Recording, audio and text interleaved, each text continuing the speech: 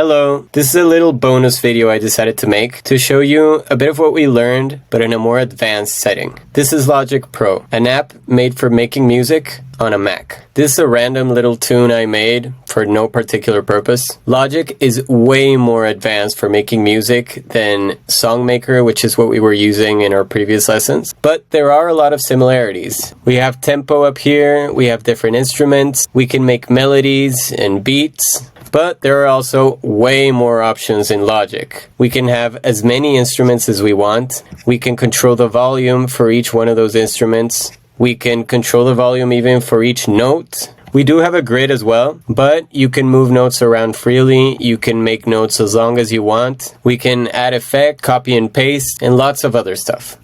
But anyways, back to the song. I play the piano, so I started this on just a regular piano. I'll show you what it looks like on the grid. And I have a melody here. All of this is basically the melody.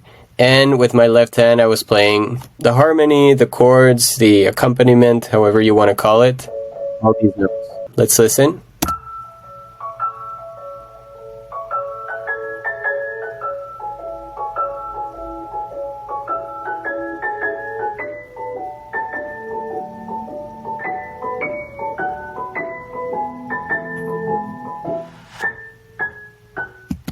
So that was just one instrument. It looks like a lot of instruments, but a lot of them do kind of the same things. All the ones in red are percussion instruments, and I divided it up like that because I wanted very specific sounds. All these three basically do the same melody. This one acts kind of like a bass, and this is the main piano accompaniment and melody. Let's hear the drums, just the drums.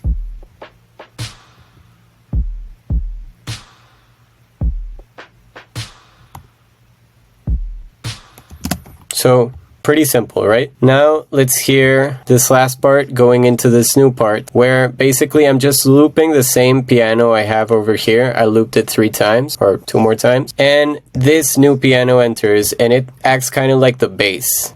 I'm going to select it here so you can see both of them, and see how they kind of interact with each other. So, the grayed out one is the original piano, and this is the new kind of bass piano. As you can see, it's lower, so it doesn't really clash with the other one. So let's hear it from over here.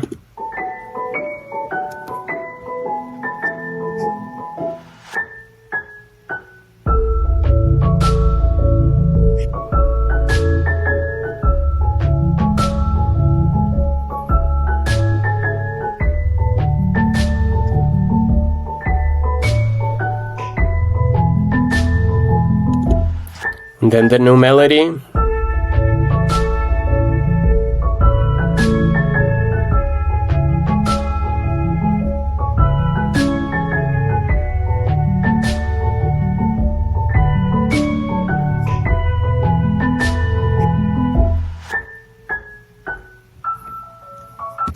And we're back to the simple stuff.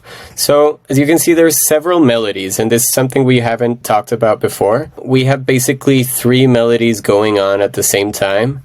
But because I can control the volume and all of that, and because some melodies are higher, they take the spotlight. And the other melodies kind of blend into the background and form the accompaniment or the bass line or stuff like that. Also, once you hear a melody enough and you start adding more stuff to it, normally it starts to blend with the background. That's why this melody in the end starts to feel like the main melody. This time I want to listen to it again, but pay attention to what the main melody is for you at every specific moment, what takes the spotlight, what's kind of in the background, and what can you barely hear. Let's go.